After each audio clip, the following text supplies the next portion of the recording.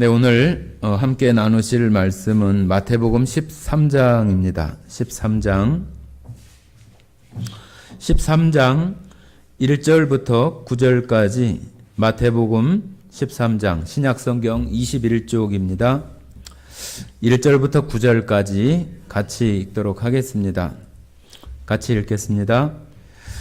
그날 예수께서 집에서 나가사 바닷가에 앉으심에 큰 무리가 그에게로 모여들거늘 예수께서 배에 올라가 앉으시고 온 무리는 해변에 서 있더니 예수께서 비유로 여러 가지를 그들에게 말씀하여 이르시되 씨를 뿌리는 자가 뿌리러 나가서 뿌릴새 더러는 길가에 떨어짐에 새들이 와서 먹어버렸고 더러는 흙이 얕은 돌밭에 떨어짐에 흙이 깊지 아니하므로 곧 싹이 나오나 해가 돋은 후에 타서 뿌리가 없으므로 말랐고 더러는 가시떨기 위에 떨어짐에 가시가 자라서 기운을 막았고 더러는 좋은 땅에 떨어짐에 어떤 것은 100배 어떤 것은 60배 어떤 것은 30배의 결실을 하였느니라.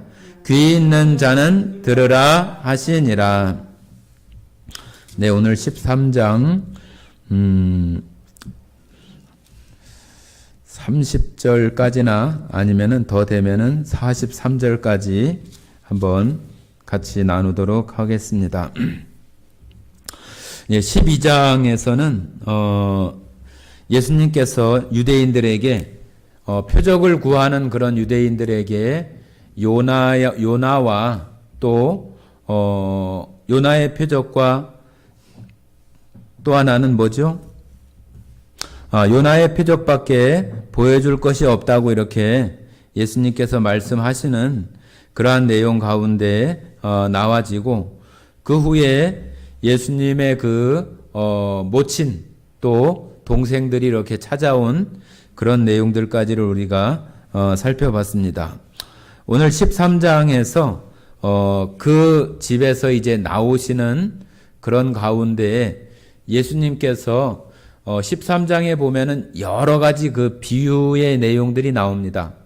여러 가지 그 비유를 그 무리들과 제자들에게 말씀하시면서 그 비유 가운데 예수님께서 정말로 알리고자 하는 그 뜻들을 숨기기도 하고 또 드러내시기도 하는 그런 모습으로 비유를 가지고 이렇게 말씀해 주시는 내용들이 13장 그 전체 가운데 여러 가지 비유들이 나옵니다. 그런 것들을 한번 같이 생각하시면서 나눠보도록 하겠습니다. 네, 13장 1절입니다. 1절부터 제가 읽어보겠습니다. 그날 예수께서 집에서 나가사 바닷가에 앉으심에 지금 여기 바다는 바다가 아니라 그 갈릴리 호수예요. 갈릴리 호수에서 그 호수가 굉장히 크기 때문에 그 당시에 사람들은 그것을 바다처럼 생각을 해서 이렇게 표현한 것입니다. 그 이스라엘에 있는 그 서쪽으로 있는 그 지중해 바다가 아니라 갈릴리 호수, 갈릴리 바다. 성경에 보면은 여러 가지 표현으로 갈릴리 호수를 설명하는데 이렇게 바다로 큰 물로 이렇게 설명하는 부분들이 상당히 많이 있습니다. 2절입니다. 큰 무리가 그에게로 모여들거늘 예수께서 배에 올라가 앉으시고 온 무리는 해변에 섰더니 큰 무리가 많은 무리란 얘기죠. 큰 무리란 얘기는 수많은 많은 사람들이 예수님께로 모여드니까 예수님께서 그 갈릴리 호수, 그 바다라고 말한 그곳에서 그 바닷가에 서 계시지 못하고 무엇인가를 가르치고 말씀하시기 위해서 그 가까이에 있는 배에 오르셨다고 하는 거죠. 배에. 그래서 마태복음 우리가 5장에도 보면은 예수님께서 산에 올라가서 그죠?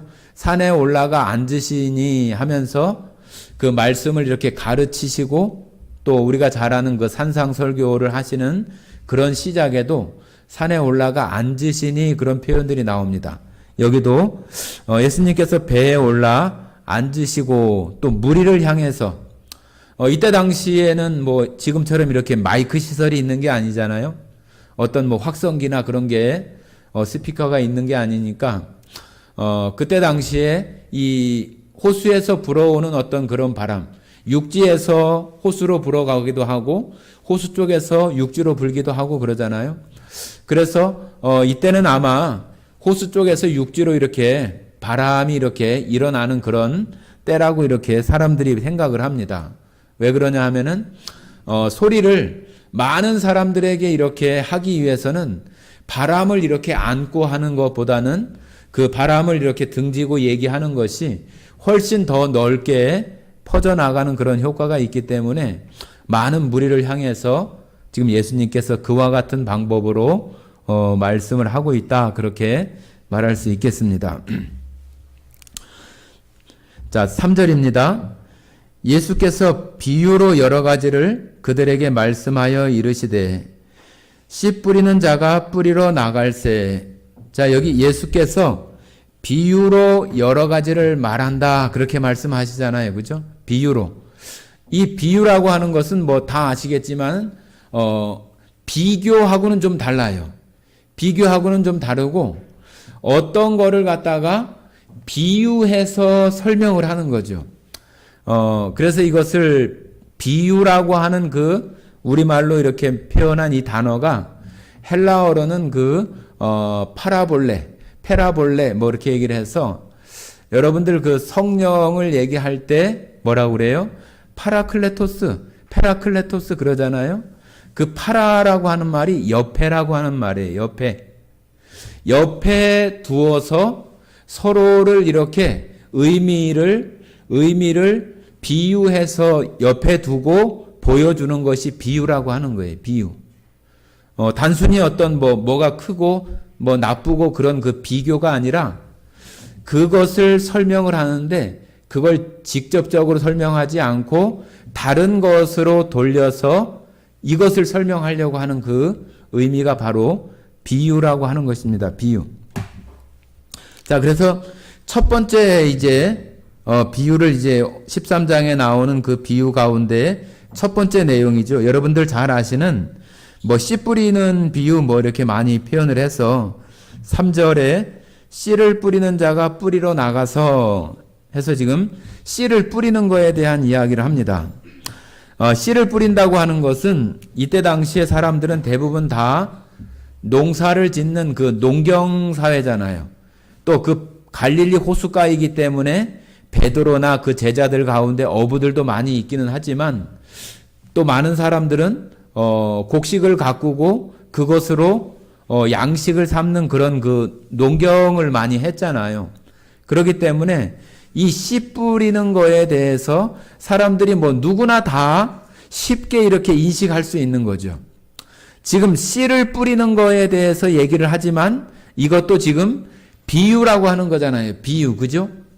어떤 것을 숨어 있는 것을 지금 그 의미를 나타내려고 씨 뿌린다고 하는 것을 통해서 무엇인가를 말씀하고자 하는 거잖아요. 자, 그래서 자, 이제 제가 4절입니다.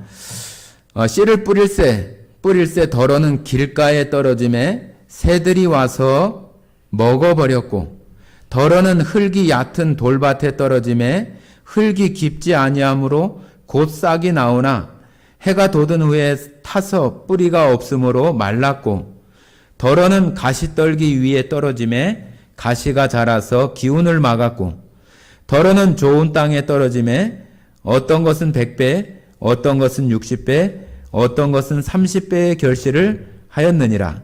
귀 있는 자는 들으라 하시니라. 자, 여기 9절에 귀 있는 자는 들으라고 하는데 뭐 그냥 보편적으로 사람들이 귀가 없는 사람이 어디 있겠어요. 그죠? 뭐 다치거나 뭐 그렇게 해서 없는 사람이 혹 있을 수 있겠지만은 대부분 우리가 다 귀는 다 있는데 귀 있는 자는 들으라 하는 얘기는 그냥 듣는 얘기가 아니잖아요. 그죠? 그것을 그냥 소리로 듣는 것이 아니라 이 비유의 얘기를 듣고 깨달을 수 있는 그 귀를 얘기하는 거죠. 깨닫는 귀. 알아들을 수 있는 귀, 그 안에서 그 의미를 생각해내고 깨달을 수 있는 귀. 우리는 성경을 읽으면서 이 깨달을 수 있는 이 귀가 중요해요. 아무리 성경을 많이 들어도 내가 그것을 내 안에서 깨닫지 못하고 우리 안에 오신 성령으로 말미암아 우리를 가르쳐주고 비춰주고 조명해주는 그러한 것이 우리 안에 있지 않으면은 그냥 듣는 것에 불과한 거죠. 그래서 귀 있는 자는 들으라 하는 얘기는 깨달을 수 있는 그 귀를 가지고 있는 사람들이 이거에 대해서 들을 수 있다고 얘기를 하는 거예요. 자, 그런데 여기 네 가지의 그런 조건이 나오는데 하나는 돌밭에, 하나는 길가에, 길가에가 먼저네요.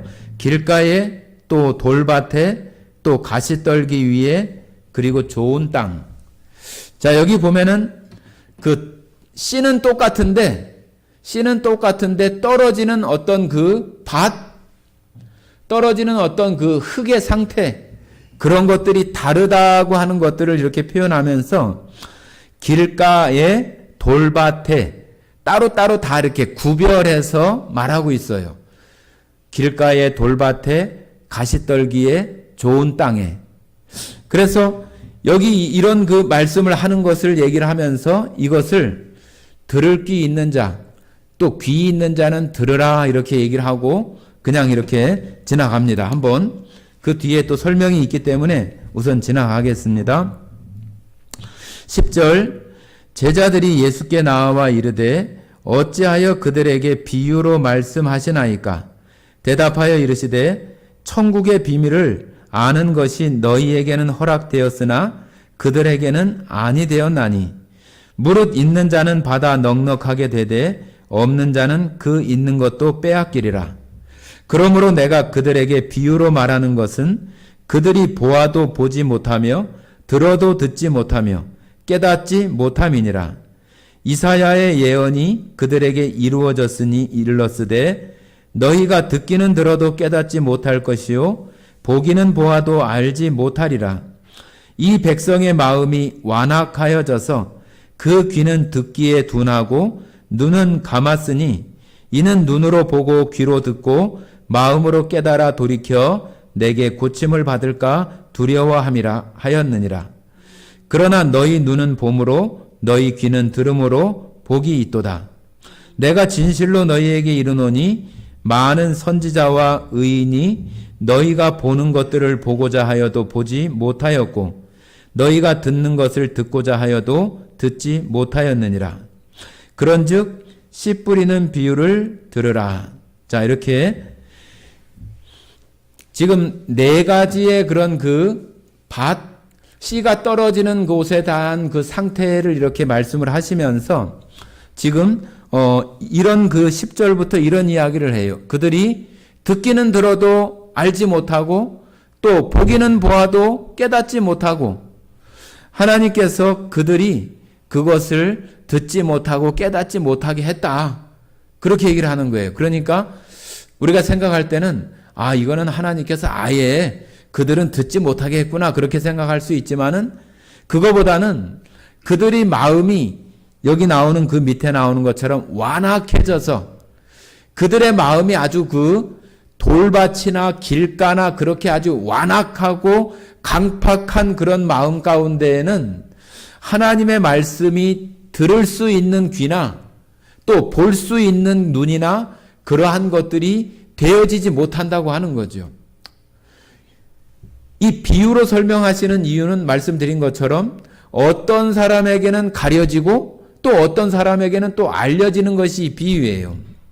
그런데 지금 여기 많은 사람들에게 얘기하기는 그들이 들어도 지금 듣지 못하고 봐도 알지 못하고 깨닫지도 못하는 그런 상태에 있는 것을 예수님께서 말씀하시면서 구약 성경 이사야서 6장에 보면은 지금 여기 나오는 이 말씀들을 하고 있어요.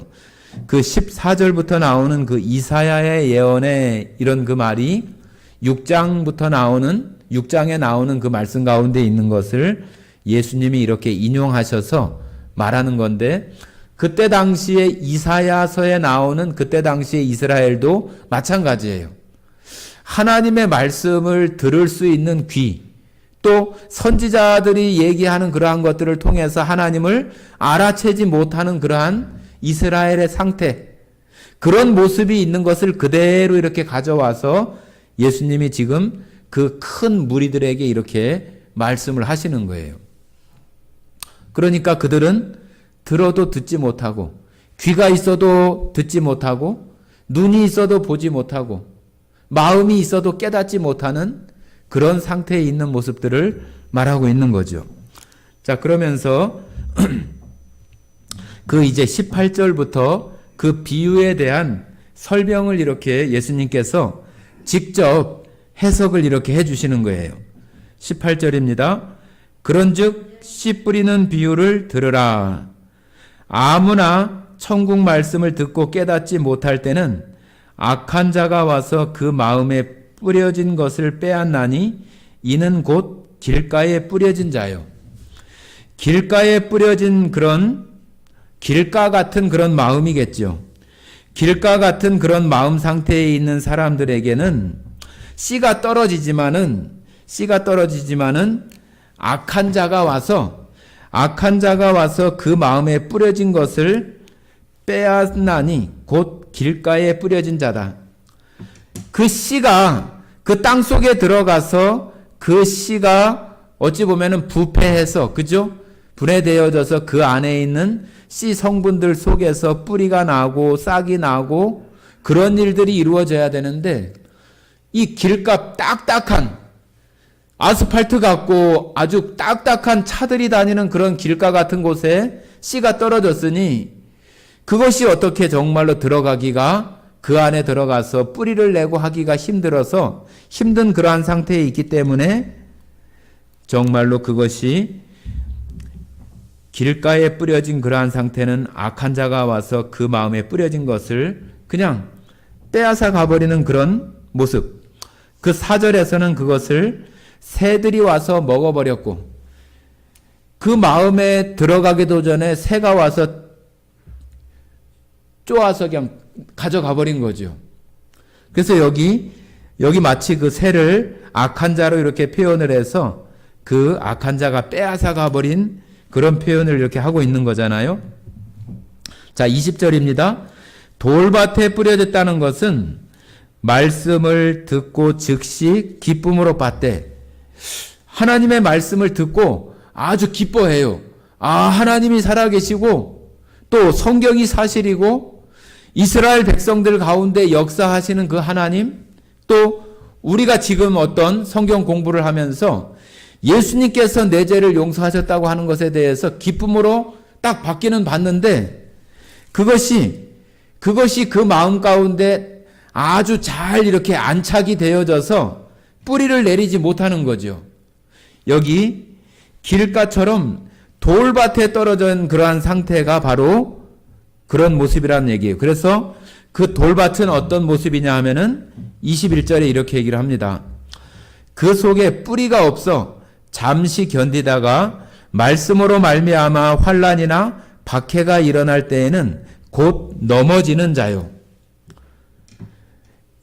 이 돌밭에 뿌려졌다는 것은 예수님 하니까 아 좋다 하고 기쁨으로 받았는데, 예수님 믿는 거라든지 내가 지금으로 말하면 교회 다니는 거, 하나님 믿는 거, 그것 때문에 누군가가 나를 핍박하거나 조롱하거나 내가 어떤 그 손해를 보는 어떤 상황이 되어지면은 곧 넘어지는 거예요.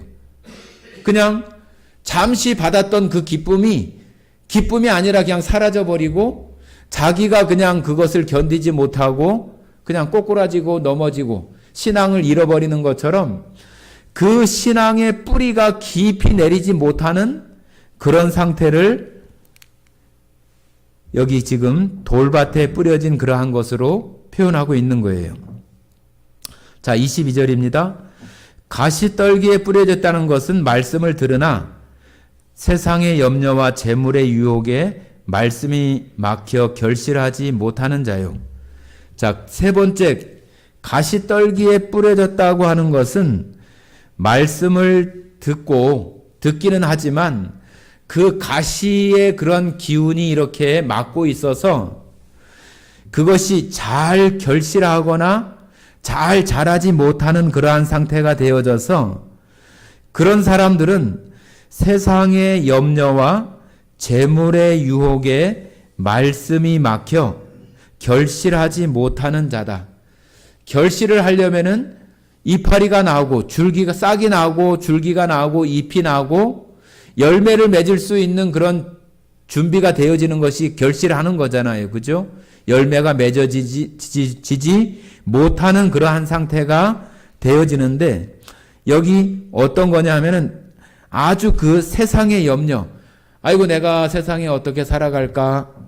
아이고 나는 이렇게 아무것도 할 줄 아는 것도 없고 가난하고 약하고 또 지식도 없고 재능도 없는데 그런 그 마음들, 염려, 또 재물의 유혹.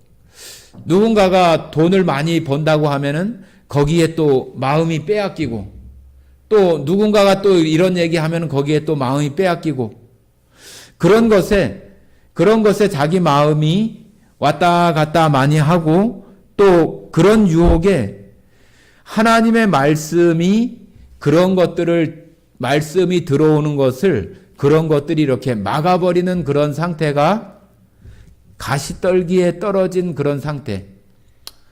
그 사람 마음의 그 땅의 모양이 가시떨기가 많이 있는 곳에 말씀이 떨어진 것과 같은 그런 모습이라고 얘기를 하는 거죠. 지금 우리 시대에 살아가면서 하나님의 말씀을 받고 가장 많이 이렇게 생각되는 것이 세상의 염려와 재물의 유혹, 이런 것들이 가장 큰 시대가 지금도 마찬가지예요. 그죠? 우리가 얼마나 많은 걱정을 하고 살아요. 내일 무슨 일이 일어날까? 뭔 계획이 있는데 그게 잘 될까? 안 될까? 그런 생각들을 얼마나 많이 하고 또 이 세상은 정말로 그 재물, 돈이라고 하는 것이 없으면 살아가기가 굉장히 어려운 시대가 지금이잖아요. 정말로 이 돈이 우리의 어떤 그 생명을 좌지우지할 만큼 너무나 그 큰 힘을 가지고 있는 것이 바로 이 재물이에요. 그러니까 이 재물에 우리의 신앙을 지키면서 이렇게 살아가기가 너무나 힘겨운 시대가 또한 지금이기도 해요. 왜 그러냐 하면은 우리가 다 시골에 살면서 우리가 채소를 심고 또 모내기를 하고 농사를 짓는 게 아니잖아요. 우리가 농사를 짓는다고 한다면은 돈이 없어도 먹고 사는 거는 어떻게 보면 해결할 수 있어요. 그죠?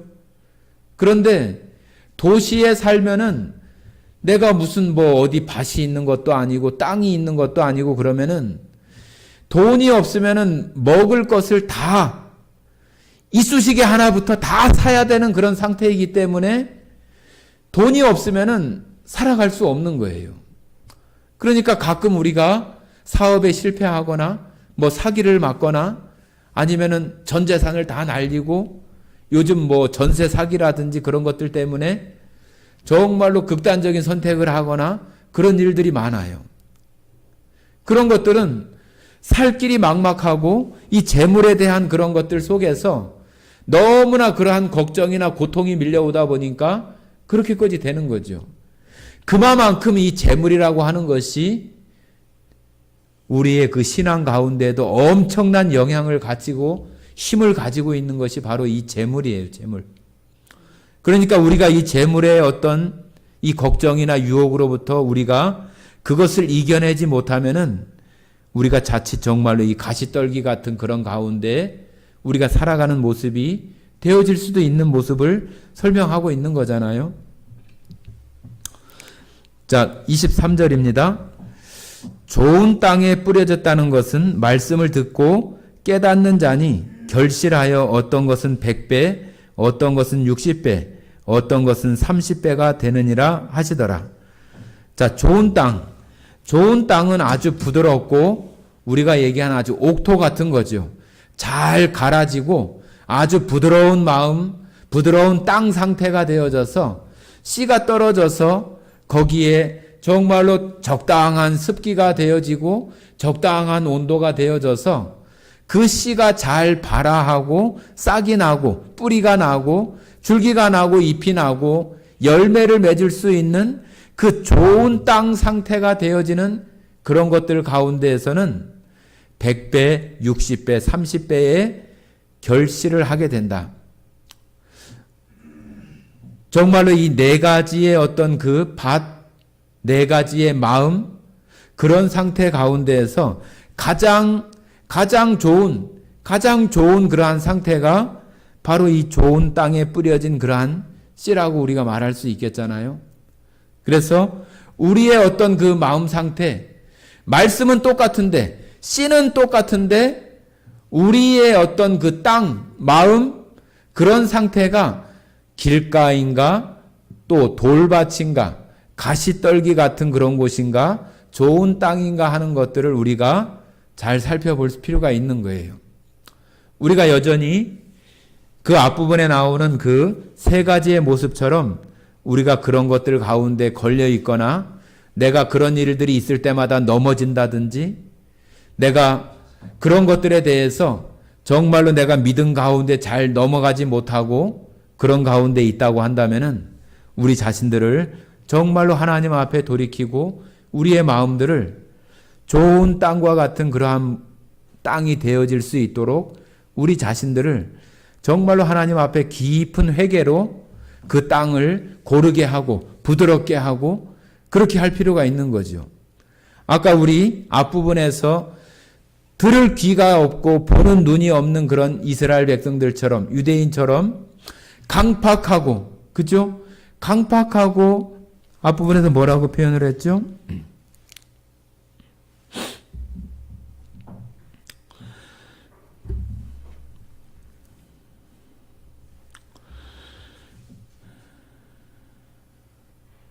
그 마음이 완악하여져서 마음이 완악하다고 하는 얘기가 바로 그런 말이잖아요. 그죠? 강팍하고 굳어있고 돌덩이 같고 그 마음 가운데 그런 마음 가운데 하나님의 말씀에 씨가 떨어진다고 해도 그 하나님의 말씀 그 씨가 막 그 돌밭이라도 막 뚫고 들어가는 것이 아니라 우리의 마음들이 그런 좋은 토양 그러한 것이 되어져야 거기서 결실할 수 있는 그러한 것들이 되어진다고 하는 것을 우리가 볼 수 있겠습니다.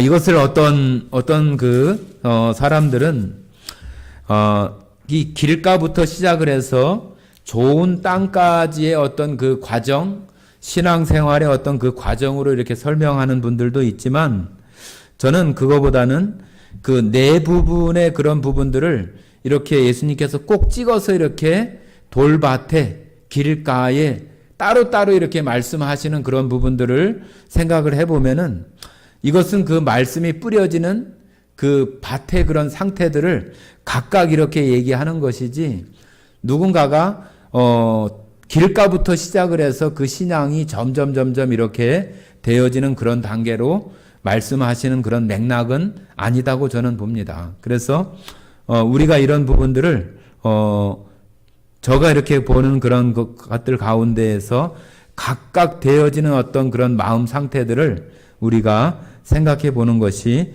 저는 더 여기 맥락에 합당하다고 그렇게 생각을 합니다. 24절입니다. 예수께서 그들 앞에 또 비유로 이르시되 여기 또 이제 두 번째 비유를 이렇게 말씀하시는 거죠. 비유로 이르시되 천국은 좋은 씨를 제 밭에 뿌린 사람과 같으니 사람들이 잘 때에 그 원수가 와서 곡식 가운데 가라지도 덧뿌리고 갔더니 싹이 나고 결실할 때에 가라지도 보이거늘 집 주인의 종들이 와서 말하되 주여 밭에 좋은 씨를 뿌리지 아니하였나이까 그런데 가라지가 어디서 생겼나이까. 자 여기 보니까 어떤 주인이 그 밭에다가 분명히 좋은 씨를 뿌렸는데 나중에 가서 보니까 가라지가 난 거예요. 가라지라고 하는 것은 독보리라고 해서 그 밀하고 이렇게 아주 유사하고 비슷한 그런 모습 가운데 이렇게 나오는데 그 독보리는 뿌리가 굉장히 좀 깊고 우리 옥수수 뿌리 보셨죠? 옥수수 뿌리 보면 이렇게 아주 위에서부터 크게 이렇게 밑으로 내려가는 그런 뿌리의 모양이 있는데, 뿌리가, 그 독보리가, 가라지가 훨씬 더 깊고 훨씬 더 아주 조밀하게 많이 이렇게 뻗쳐져 있고, 원래 그 곡식인 그 밀은 그거보다 위에 이렇게 뿌리 내리기 시작을 한대요.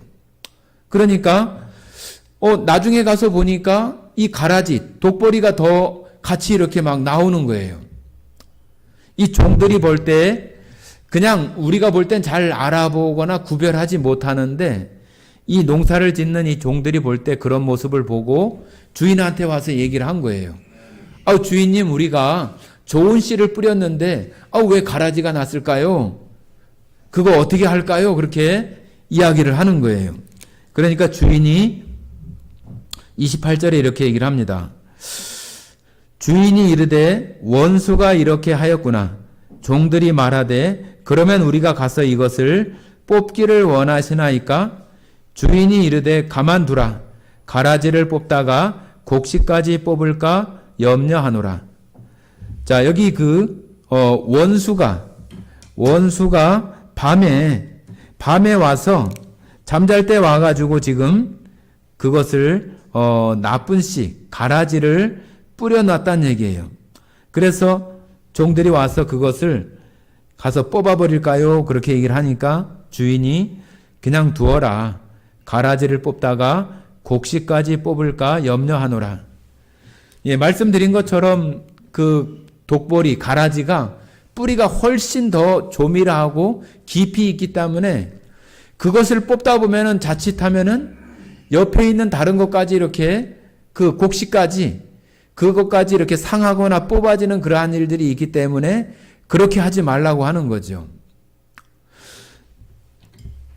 자, 그러면서 30절에 이렇게 말씀하십니다. 둘 다 추수 때까지 함께 자라게 두라. 추수 때에 내가 추수꾼들에게 말하기를 가라지는 먼저 거두어 불사르기에 단으로 묶고 곡식은 모아 내 곡간에 넣으리라 하리라. 자, 여기 가만두어라. 추수 때까지, 곡식을 벨 때까지 그냥 내버려 둬라. 곡식을 벨 때가 되면은 그 가라지는 쭉정이만 이렇게 되어 있고, 그때가 되면은 그 곡식하고 가라지는 완전히 이렇게 구별이 된답니다. 그러면은 추수 때는 그것을 그 가라지는 다 베서 걷어다가 단에 묶어서 불에 살라버리고 곡식은 곡간에다가 넣는다고 이렇게 말을 하는 거예요. 자, 이것은 정말로 지금 이 시대에도 마찬가지로 교회 안에 이런 모습들이 있을 수 있어요. 교회 안에도 교회가 아주 우리가 믿는 사람들이 모였다고 말하지만은 완벽한 것이 아니에요. 완벽하고 완전하고 항상 하나님의 사랑이 가득하고 그 가운데만 있는 것이 아니라 이런 문제 저런 문제, 이런 다툼 저런 다툼, 그런 일들이 일어나게 돼 있어요. 그런데 그런 것들 속에서 여기 가라지와 같은 그런 사람들이 포함되어 있을 수도 있어요. 그런데 그런 것들을 자칫 제거를 하려고 하다 보면은 교회가 나눠지거나 교회가 파탄이 나거나 그런 경우가 이렇게 생길 수 있는 것들이 너무 많아요.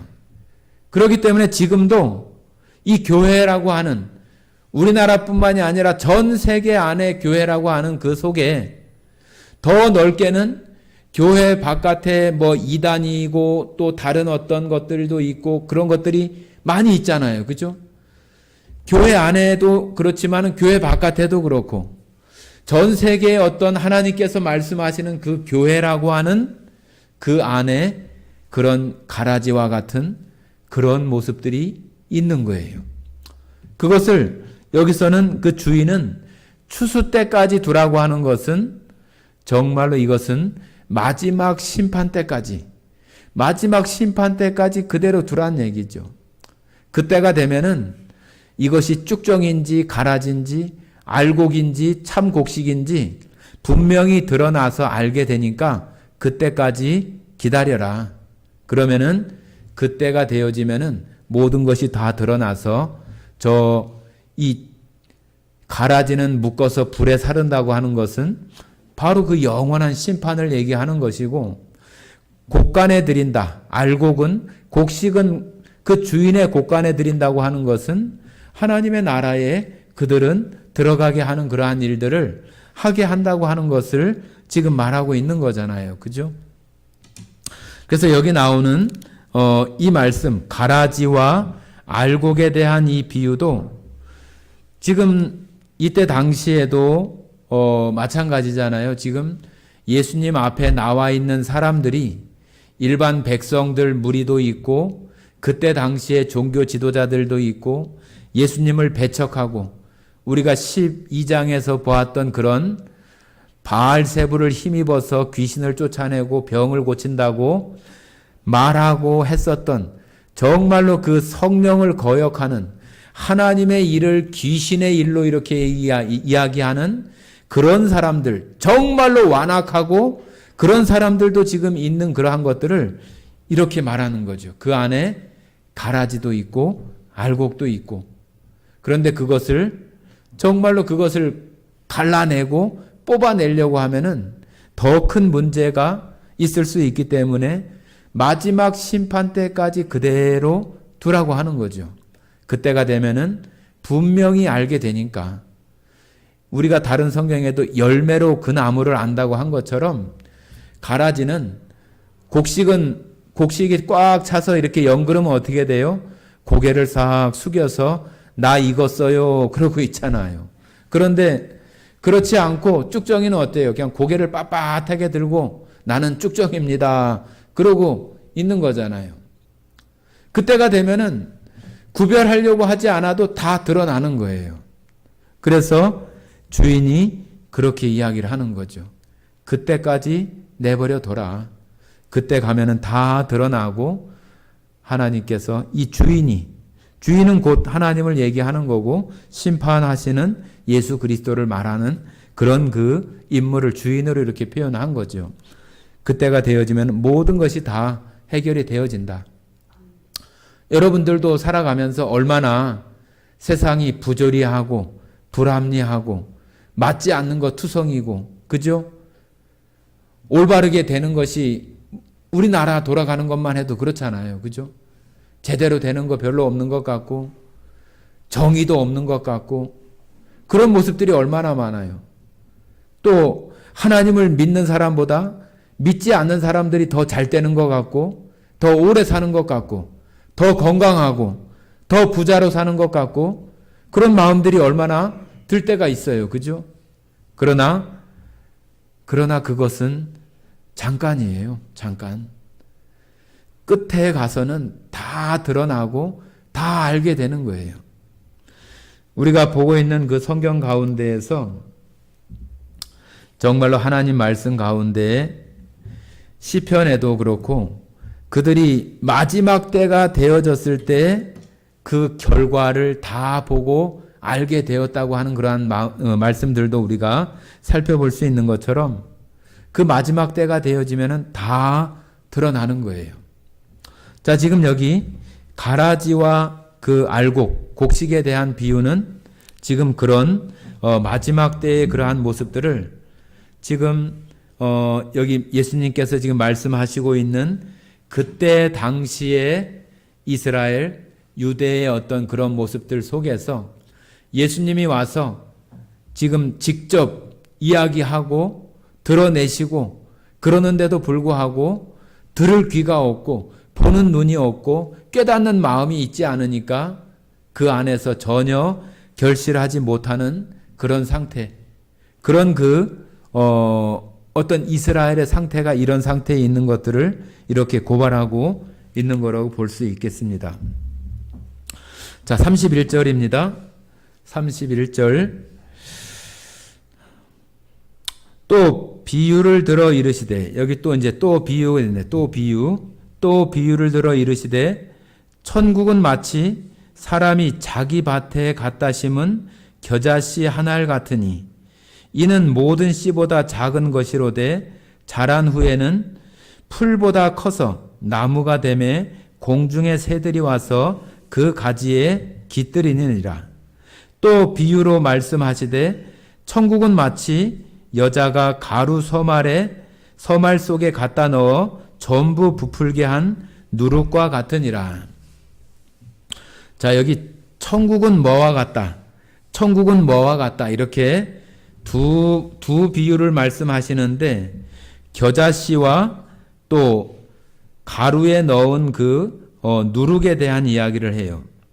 자, 여기 비유도 우리가 생각을 할 때는 여기 새라고 하는 것도 성경에 나오는 그런 여러 군데 그 새에 대한 어떤 그 뜻이나 의미들이 나오는데 좋은 쪽으로 나오는 그런 부분도 있고 그렇지 못한 부분으로 나오는 부분들도 있어요. 뭐 꼭 새라고 해서 다 그런 건 아닌데 성령을 얘기할 때는 뭐 비둘기 같이 성령이 임하는 그러한 모습도 얘기하지만 우리가 앞부분에서 봤었던 길가에 떨어진 것을 새가 와서 물어가는 그런 얘기가 있잖아요. 그래서 이 새나 이 누룩을 얘기할 때는 좋은 의미보다는 그렇지 못한 부패하고 썩고, 그죠? 또 죄가 넘쳐나고 죄가 이렇게 급속도로 퍼지는 그런 것들을 누룩으로 많이 이렇게 얘기를 합니다. 그런데 여기 나오는 이 새와 이 누룩은 그런 의미로 보기는 조금 다른 모습이라고 볼 수 있어요. 왜 그러냐 하면은 천국은 마치 그렇게 표현하고 있기 때문에 그 겨자씨라고 하는 것은 씨 중에 가장 작은 거래요. 아주 가장 적다고 말할 수는 없지만은 가장 작은 것에 속하는 것이 겨자씨인데 여러분 그 씨 중에 가장 작은 씨 뭘 알고 있을까요? 깨? 그죠? 참깨 같은 거 씨 얼마나 작아요. 그죠? 그 좁쌀 같은 거 씨도 작잖아요. 그죠? 그거보다도 더 작대요. 그러니까 엄청나게 작지요. 그죠?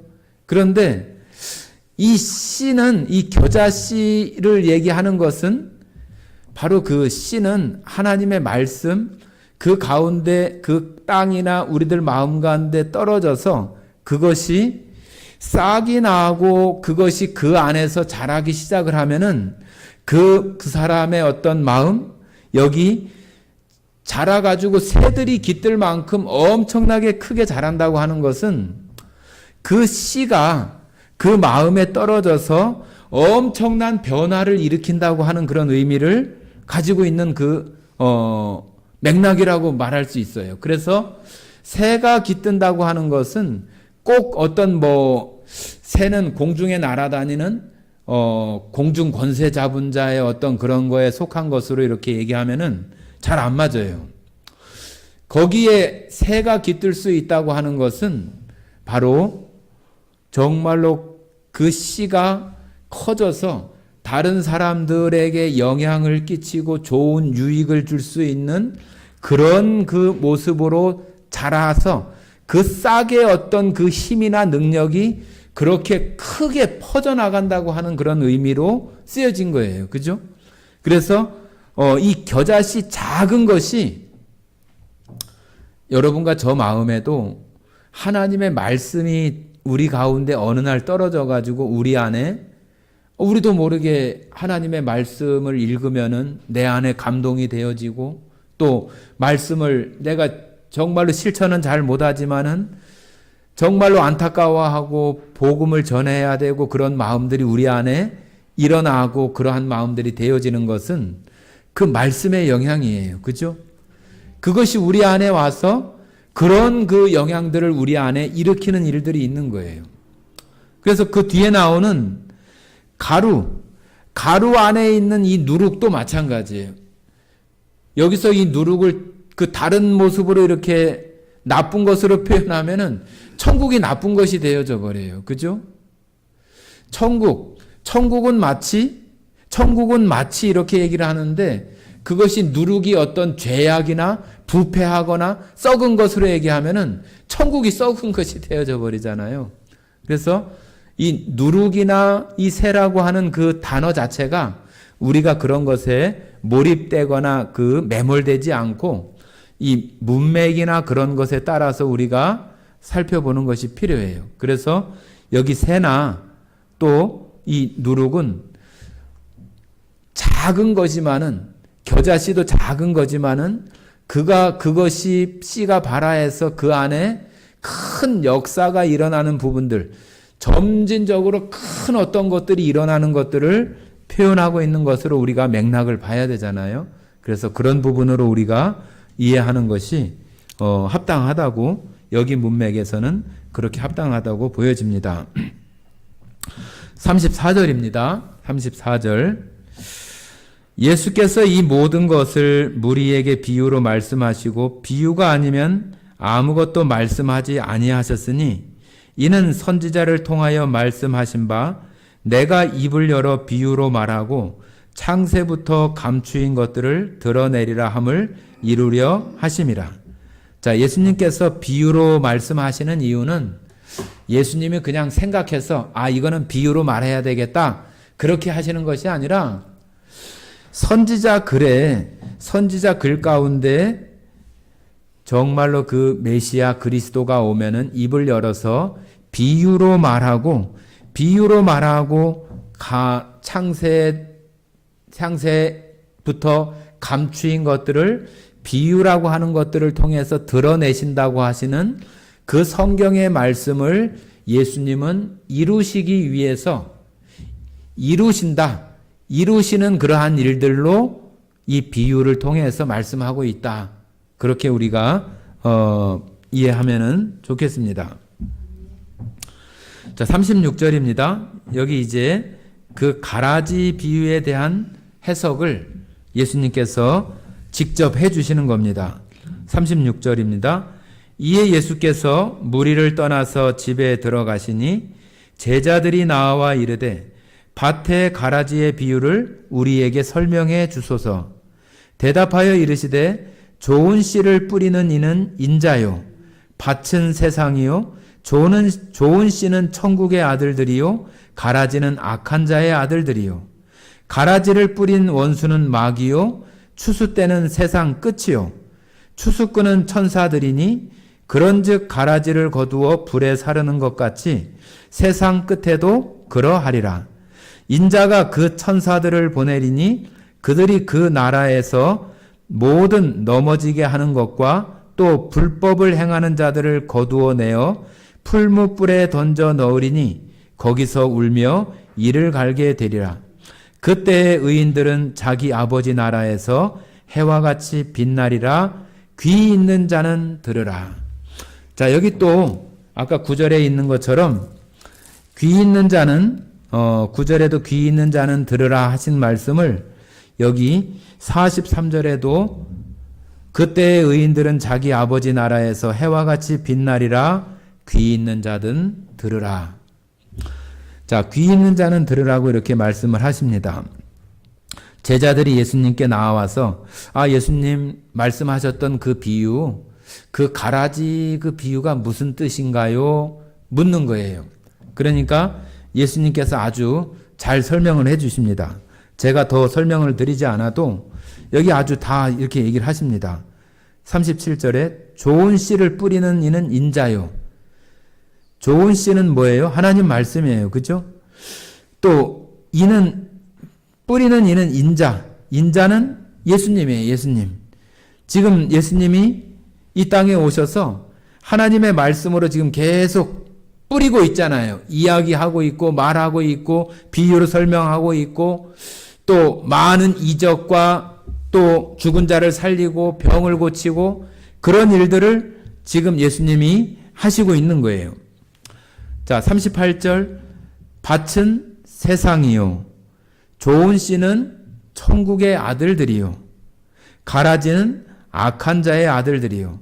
자, 우리가 앞부분에서 좋은 씨를 뿌렸는데 왜 가라지가 났지요? 그런 얘기가 있었잖아요. 그런 것처럼 좋은 씨는 천국의 아들들이고 가라지는 악한 자의 아들이다. 39절 가라지를 뿌린 자는 누구라고요? 마귀. 추수 때는 언제예요? 세상 끝, 세상 끝, 마지막 때, 뭐 예수님이 다시 오시는, 지금 아직 예수님은 여기 마태복음 지금 우리가 13장 여기는 제자들과 함께 있지만 예수님이 십자가에 돌아가시고 또 다시 오시는 그때, 그죠? 완전한 심판, 정말로 성경적인 종말론적인 어떤 그런 시간, 그러한 의미 가운데에서 마지막 때, 여기 추수 때는 세상의 끝이요. 추수꾼은 누구라고요? 천사들이니, 추수꾼은 천사들이랍니다. 천사들이 정말로 그 가라지와 또 좋은 씨를 구별해서 41절, 40절, 그런즉 가라지를 거두어 불에 사르는 것 같이 세상 끝에도 그러하리라. 41절, 인자가 그 천사들을 보내리니 그들이 그 나라에서 모든 넘어지게 하는 것과 또 불법을 행하는 자들을 거두어내요. 자, 지금 여기 인자가 예수님께서 천사를 보내가지고 그들이 그 나라에서 모든 넘어지게 하는 것. 그러니까 정말로 하나님의 말씀 그것이 아니라 가라지와 같고 그런 가운데 있는 불법을 행하는 자들, 불법을 행하는 자들이 누구예요? 우리가 앞으로 가면은 마태복음 7장에 보면은 예수님 앞에 와서 그들이 얘기하잖아요. 우리가 주의 이름으로 선지자 노릇하고 주의 이름으로 귀신을 쫓아내고 우리가 주의 이름으로 병을 고치고 그렇게 했다고 얘기를 하잖아요. 그때 예수님이 뭐라고 해요? 이 불법을 행하는 자들아 내게서 떠나가라. 내가 너희를 도무지 알지 못하겠다고 하시는 그 내용 속에 불법을 행하는 자들이라고 이렇게 표현하잖아요. 그러니까 그때 당시에 그 종교 지도자들이나 그 유대교에 있었던 사람들이 귀신도 쫓아내고 또 선지자 노릇도 하고 병도 고치고 그런 일들이 있었어요. 그죠? 그런데 예수님은 그들을 향해서 불법을 행하는 자들이라고 얘기하는 것은 그들이 정말로 좋은 씨가 아니라 정말로 악한 자, 사단 마귀, 그 가운데에서 뿌려진 그 악한 자들의 열매들이란 얘기잖아요. 그들을 다 거두어다가 풀무불에 던져 넣으리니 거기서 울며 이를 갈게 되리라. 풀무불이 뭐예요? 지금으로 말하면은 용광로예요, 용광로. 저 포스코나 그런 데 가면은 쇠 녹이는 그 쇳물이 있는 그 용광로. 요 풀무는 이때 당시에는 제철소가 없었으니까 대장간에서 농기계나 칼 그 만들기 위해서 불에다가 이렇게 달구거나 시뻘겋게 해가지고 망치로 치거나 그런 거 했었잖아요. 그 풀무불이에요. 그러니까 그때 당시에 가장 뜨거운 것이 이런 모습이라고 한다면은 지금 쇠를 녹이는 그런 용광로 같은 그런 곳에다가 던져버리겠다고 하는 거죠. 그것들 싹 가라지들 싹 걷어다가 거기다가 걷어서 집어넣겠다는 얘기죠. 그러면은 울며 이를 갈게 되리라. 43절, 그때의 의인들은 자기 아버지 나라에서 해와 같이 빛나리라. 귀 있는 자는 들으라. 여기 좋은 씨, 천국의 아들들, 그런 사람들은 그때 정말 아버지 나라에서 해와 같이 빛날 것이라고 이렇게 말하는 거예요. 이것도 그냥 예수님께서 그냥 말하는 것이 아니라 구약 성경에 나오는 그런 그 내용들을 말씀하시면서 하시는 것입니다. 다니엘서 한번 보겠습니다. 다니엘서.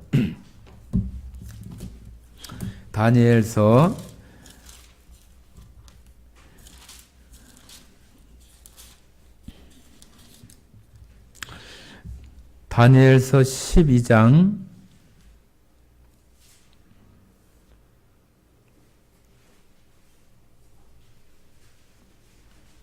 3절 한번 같이 읽어보겠습니다. 3절, 12장 3절.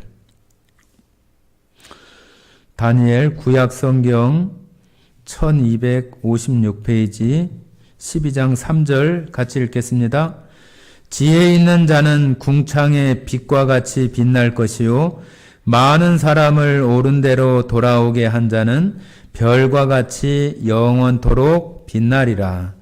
자, 해와 같이 빛난다 하시는 그러한 말씀들은 마태복음 지금 우리가 읽는 그러한 43절에도 나오고 13장 43절에도 나오고 또 다른 서신서에도 우리가 하나님의 나라에서 해같이 빛난다고 하는 그러한 말씀들은 여러 군데서 찾아볼 수 있습니다.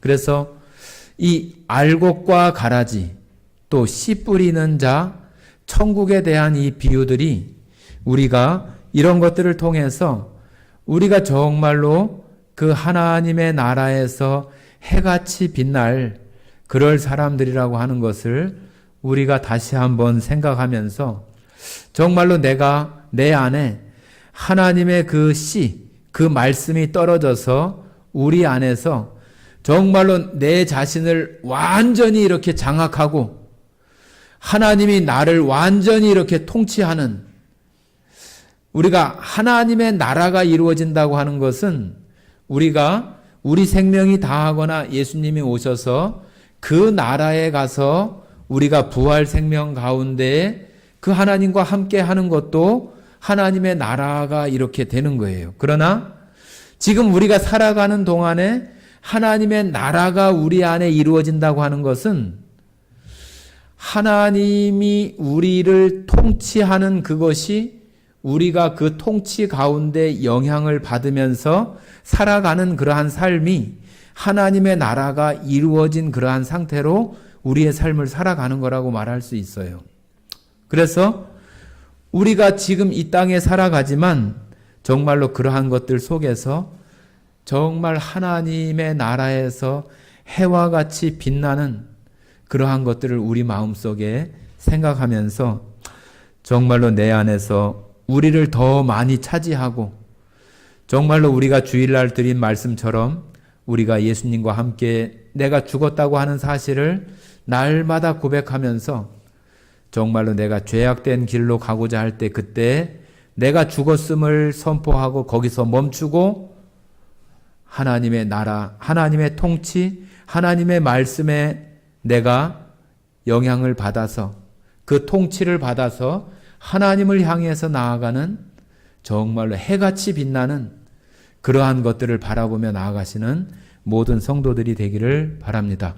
함께 기도하고 마치겠습니다.